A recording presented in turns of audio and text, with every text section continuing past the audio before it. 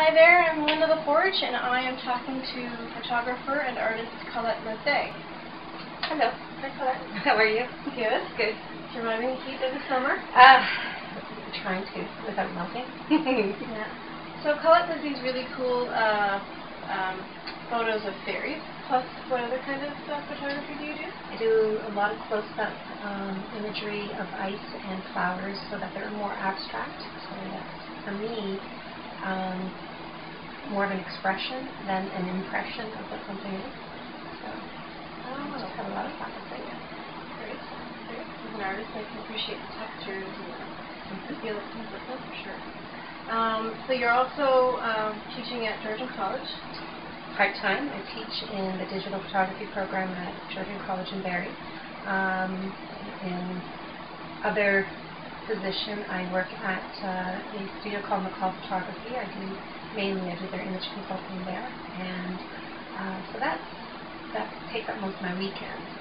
But during the week, I'm either writing or taking pictures or making costumes for my Mystic series. Oh, that's awesome. And what are you writing? I'm actually writing companion information about the cards that are being created through the Mystic images. So it's going to be like a guidebook and inspirational messages that are going to be accompanying the cards, or the photographs, which I'm turning into cards.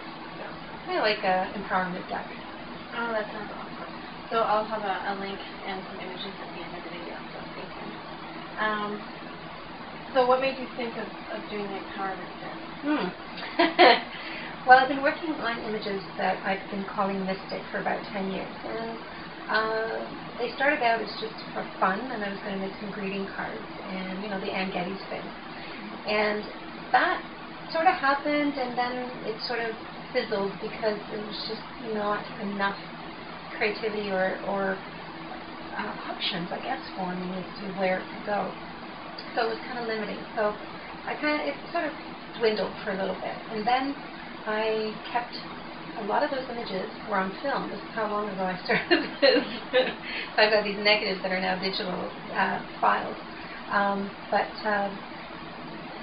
not very long ago, I was thinking about my series, and this is actually a few months ago. I was thinking about all my images and thinking, it's time to do something with them. And so I sort of contemplated for a few days. I journal a lot, so I was doing some journaling, and I was thinking about the beauty of these cards and that they're not out there and they need to be out there. And how they've empowered me and how, you know, in creating them, and also I think empowering my creative process, you know, so that I can actually try different things and experiment with, you know, textures and fabrics and lighting. So I didn't really know where it was going to go, but just a little while ago I had sort of this, like, I would call it an epiphany. And it was just like, this is what they need to be. I've been working with oracle cards and divination cards for several years, and quite specifically since January 1st, I made a commitment to work with a particular deck for each day for my kind of thought was for a year. And this particular deck was very helpful in helping me trigger creative ideas. So I would pull a card and I would get an idea, and then I would just write about this idea. So but the imagery, as I said, been sitting around for a while. Now I've got these words and I've got these images, and I'm going, I wonder how these are going to come together. And a lot of them are mystical creatures and from lore and creatures of the folklore. Yeah, I do. So what brought you to that originally? Wow. Well, the first image I did for Mystic was a photograph of my daughter at that in-between stage. You know, that stage where you're not a woman, but you're also not a child anymore. And there's there's a depth to these young beings, but they're still playful and gentle, and you know, there's this delicateness about them. So this is how it all started. I wanted to photograph little girls, or young ladies technically, as fairies, but not too cheesy. So they became kind of, you know, there was a sensuality to them without it being sexual, because of course, I mean, they're 13 and 12-year-old girls. What would be the link between yours and when I was doing the fairy painting? I wasn't doing the lingerie or the sexy stuff. I was doing the more creatures of nature. Mm-hmm. So they're naked, nothing, But sensual, but not sexual. That's right. Yeah. And I put my fairies, they've got costumes, some of them very scanty. I upgraded, of course, as I did more. I use more adults now, and even mature people, because some of my fairies are goddesses or nymphs or gnomes or elves. I have a couple of wizards. I've got a pirate. So I've got these different characters that have evolved. And sometimes it's just a matter of, I saw some, I went to a wedding, I was shooting a wedding, and there was this young lady who walked across the dance floor, and I just watched her move, and I went, she moves like water. And then I thought, water fairy. And then it was just this fluidity about her. And another time my pirate evolved actually. It was actually quite a funny story. I was sitting in a restaurant, and this guy walked by, and he went to pick up a pop off, out of the fridge or something like that. Walked, and I just watched him and watched them go back. And I'm going, he swaggers. He looks like a pirate. You need pirates. There's a pirate festival in Melbourne. Ah. They'll be in costume for you. To throw them all anymore. Do you have a sort of a favorite color or texture or something that you try to put in most of your work, or do you go in like moods? Do you have some artists have a blue mood, a red mood for a while? I would say what I'm using right now as the foundation for my cards is a blue. And I find blue very inspiring, very light, very spiritual. So I think I use blue as sort of a framework for the images themselves. But the images are all over the place. The main thing is that they are photographed, they are in nature, and I really, I find beautiful locations, waterfalls and streams and forests, and I actually photograph people within that. I don't superimpose anything. I create the wings, I make the costumes, and I go through the whole thing. But the textures are natural. I think that if I find fabrics that have got a little bit of a gnarliness to it, or a little bit of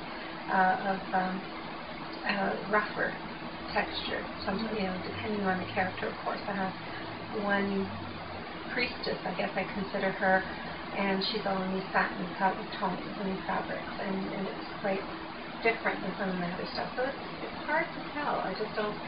It's kind of like I walk into a fabric store and I'm going, and then I touch something, I go, that's it, and I don't know what it is yet. So that's why I gather these little parcels, like you saw when I showed you a moment ago, where I have a bag or a box or something, and that in there is this theme of fabric or a theme of tones or textures, and eventually they become costumes. And normally it's inspired by the person. I have to have them here. I have to drape the fabric over them. I have kind of a goofy thing that I say, just I have had more men almost in their underwear in my kitchen than I think is natural, just because they're standing there as I'm draping fabric over them and being inspired by how it moves and sits on their bodies, and then it becomes my inspiration for the next step of the costume. And eventually the costume gets finished, and I get them in for a shoot, but I'm very much deadline motivated. If you say, this is when I'm available, I will have the costume ready for that. It has to be. So when is this set to be ready? Well, or when you're hoping estimated date of completion for the first series, because I'm dividing it into 3 series, is actually the end of this month. So July 30th is the first. Awesome. The first 15. So look for it. And what's your website? ColetteMesdag.com. Okay, I will show that, so you don't have to spell it at the end. Yeah, Mesdag. Everybody gets that wrong. It is going to be divided into, as I said, 3. And it was sort of inspired by, like I said, kind of had an epiphany and how it needed to be evolved, because there's actually 2 images that I need to create that I can't do in the limited resources in Canada, if that makes any sense. Okay. I have plans. So look for that. I have plans that will sometime before the deck is completed, the last 2 cards will be done in England. That's my goal. Glastonbury is where my destination is, and there's a whole story to that, but it's been kind of my childhood dream to go to Glastonbury. Awesome. And so I look forward to seeing when that Stonehenge is good. Apparently can't photograph and use it for commercial purposes, which is too bad, but there's the other standing stones nearby. I'll figure it out. Yeah, there are lots of them all over the place. Okay, thank you, Colette. Thank you.